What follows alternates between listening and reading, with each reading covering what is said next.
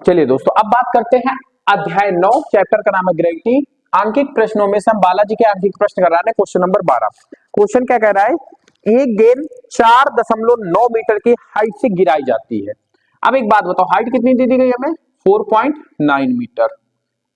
4.9 metre से क्या कर रही, क्या किया जा रहा है? गिराई जा रही है। अच्छा एक बात बताओ, गिराई जा रही है मतलब नीचे आ रही होगी। नीचे आने में कौन से फॉर्मूले लगेंगे? ये वाले। मतलब हमें ऊपर वालों से कोई मतलब नहीं है। ठीक है, गिराई जा रही है तो गणना कीजिए। इसमें दो क्वेश्चन आपसे पूछा हुआ है। पहले, टकराने से पहले वेग, मतलब अंतिम वेग की बात कर रहा है। प्रारंभिक वेग आपको पता होगा कि 0 होगा, क्योंकि जब हाइट में हम लेके जब किसी पत्थर को छोड़ने वाले होंगे तो प्रारंभिक वेग उसका कितना रहा होगा? 0। प्रारंभिक वेग कितना रहा होगा? 0 मीटर पर सेकेंड। ठीक है, यहां तक बात समझ में आई आपको? अब हमसे कह रहा है दूसरा क्वेश्चन, उसको नीचे आने में कितना समय लगेगा। मतलब यहाँ पे हमें टाइम की बात भी पूछ रहा है। तो मतलब हमें वेग भी निकालना है और टाइम भी निकालना है, मतलब समय भी निकालना है। अब एक चीज आप गौर से समझिए, पहले हमसे क्या पूछा हुआ है? अंतिम वेग, मतलब टकराने से पहले का वेग। तो हम पहले किस पे फोकस करेंगे? टकरा। अच्छा एक बात बताओ, यहां तक में हमें क्वेश्चन में क्या क्या गिवन है? यहां तक में हाइट है, प्रारंभिक वेग है, अंतिम वेग निकालना है। मतलब ऐसा कौन सा है समीकरण जिसमें सारी चीजें फुलफिल कर रही हो? तीसरा। तो हम लोग क्या लिखेंगे? गति के तृतीय समीकरण से टाइम सेकेंड उसमें निकालेंगे। पहले हम लोग वेग पे फोकस करते हैं ना, अंतिम वेग में, फिर बाद में आते हैं टाइम के पास। कहां निकल आएगा? अच्छा एक बात बताओ, हमसे अंतिम वेग पहली बात निकलवा रहा है, यहां से हम निकालेंगे भी तो हमें प्रारंभिक वेग निकलेगा, पहली चीज। दूसरी चीज, आपको यहाँ पे दो चीजें अननोन है, टी और प्रारंभिक वेग 0। अगर आप यहां से भी निकालना चाहे तो निकाल सकते हैं, लेकिन बहुत लंबा प्रोसेस हो जाएगा। आपको टी, आपको जानते हो, दो घात समीकरण बनेगा, आपको फैक्टर करने पड़ेंगे, बहुत लेंदी हो जाएगा। इसलिए पहले जो चीज देखो, क्वेश्चन जब आपको दिए जाते हैं ना, तो जो भी बनाता है क्वेश्चन, उसके माइंड में एक सेटअप रहता है कि बच्चों को हम ऐसा करें कि सीक्वेंस बाय सीक्वेंस दे, बच्चे ज्यादा फंसे नहीं। अगर उसको पता होता, अगर वो टी को पहले कर देता, वी को बाद में कर देता निकलवाने के प्रोसेस में, तो निकल तो अभी भी आएगा आपका। सेकंड समीकरण लगा दीजिए, हाइट है आपके पास, ये 0 हो जाएगा, 1/2 जी का मान पता है, टी स्क्वायर निकल आएगा। लेकिन आपको जानते हो इसमें कितना झंझट करना पड़ेगा आपको। यहाँ पे टी स्क्वायर बनेगा, अंडर रूट लेना पड़ेगा, कितना ज्यादा लेंदी हो जाएगा पता है आपको। और आएगा आंसर उतना ही जितना आप पहले देखो। पहले वाला अब जब मैं लगवाऊंगा कितना सर्कल हो जाएगा जब आप सीक्वेंस में चलेंगे। तो पहले हम किसकी बात करते हैं? अंतिम वेग की। तो वी स्क्वायर बराबर you square plus 2 ji H. अच्छा, अंतिम वेग हमें निकालना है, प्रारंभिक हमारा 0 है तो 0 प्लस 2 जी कितना लेंगे? 9.8। हाइट कितनी दे दी गई हमें? 4.9। अब देखो यहां, इसके बाद यहां तक तो सब कोई कर लेगा। यहां के बाद दो प्रकार के बच्चे मिलेंगे आपको। एक 2 का गुणा 9.8 में करा देंगे, एक 2 का गुणा 4.9 में कराएंगे। आप लोगों के हिसाब से किस में कराना आसान होगा, मुझे ये बताओ। क्यों? विद रीजन मुझे चाहिए। यहां पर दो प्रकार के बच्चे हैं जो मिनटों में करके इसको निकल जाएंगे, और कुछ बच्चे यहीं से छोड़ देंगे 9.8 में। राशि आप बताओ बेटा, ये किसमें हम लोग करेंगे? आप मोटा माटी बताओ। 2 से 9.8 में गुणा करना ज्यादा सही रहेगा या 4.9 में गुणा करना ज्यादा आसान रहेगा? क्यों? जल्दी निकलेगा भाई। इसका गुणा कराने के बाद फिर आपको गुणा करना पड़ेगा, तो जल्दी कहां से हो गया? 9.8 में। लेकिन यहीं पे आप गलत हो गए। कैसे? हमारे पास इधर स्क्वायर है, हमें वहां पे दो चीजें पेयर पे चाहिए। अगर मैं 9.8 में कराए दे रहा हूं तो ये ऑलरेडी बड़ा है 4.9 से, ये और बड़ा हो जाएगा।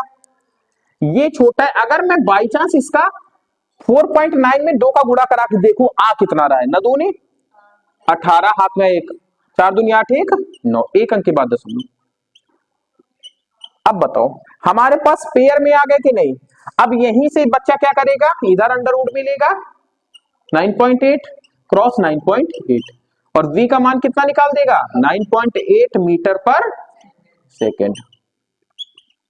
यहां तक बात समझ में आई? अब जब आप कह रहे थे कि भैया हम 9.8 में कराएंगे, तो आप 9.8 में कराते, फिर इसके बाद जो भी वैल्यू आती वो 4.9 में भी मल्टीपल कराते, क्योंकि तब तो ऐसे पेयर मिलते नहीं आपको।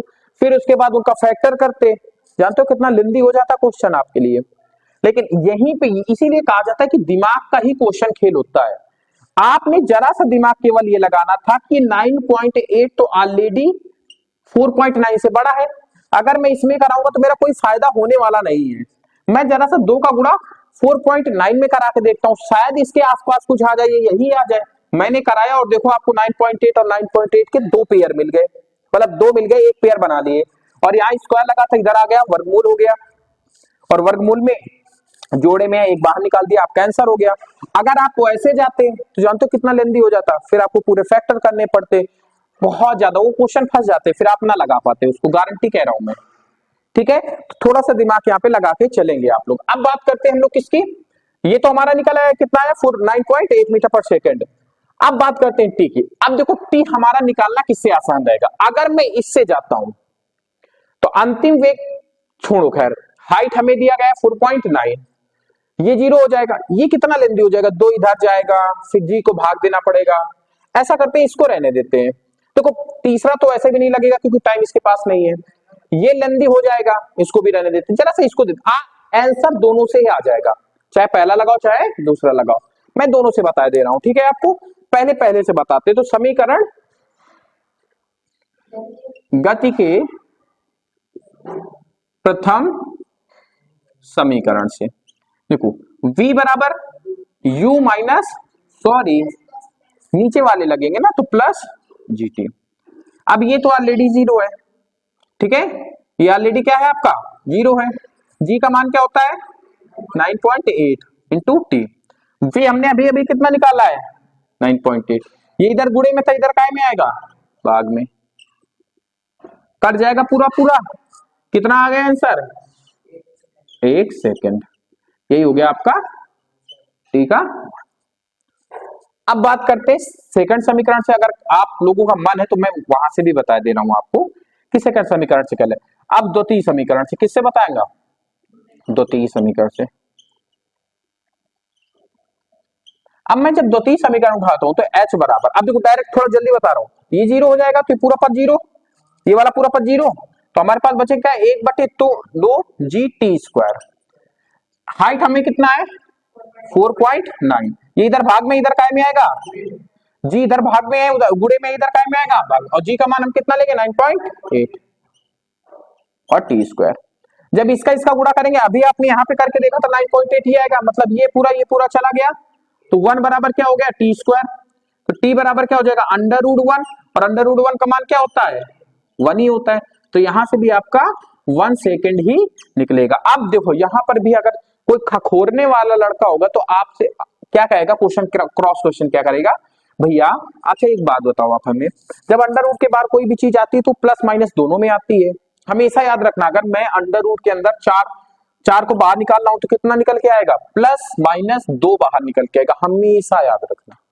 मतलब वो प्लस का भी 2 हो सकता है और माइनस का भी 2 हो सकता है, ठीक है, आधा निकलता है, अरे पेयर में निकलेगा ना, ऐसे 4 को 2 गुणे 2 नहीं लिख सकते, तो 2 पेयर में से एक पेयर निकल आ जाएगा, और ये हमेशा प्लस माइनस में आता है, प्लस में भी आ सकता है और माइनस में। तो खखोरने वाला जो बच्चा होगा वो कहेगा भैया यहाँ पे तो प्लस माइनस दोनों में 1 होना चाहिए, लेकिन बच्चा आपको एक चीज पता होना चाहिए, टाइम कभी माइनस में नहीं चलता है, टाइम कभी पीछे नहीं जा सकता है, तो हम किसको पकड़ेंगे प्लस को ही पकड़ेंगे। ठीक है, ठीक है, इतना डिटेल वैसे कोई आपको बताएगा नहीं, हमने बता दिया आपको। ठीक है, नोट कर लो, फिर नेक्स्ट क्वेश्चन बताते हैं नेक्स्ट क्लास में।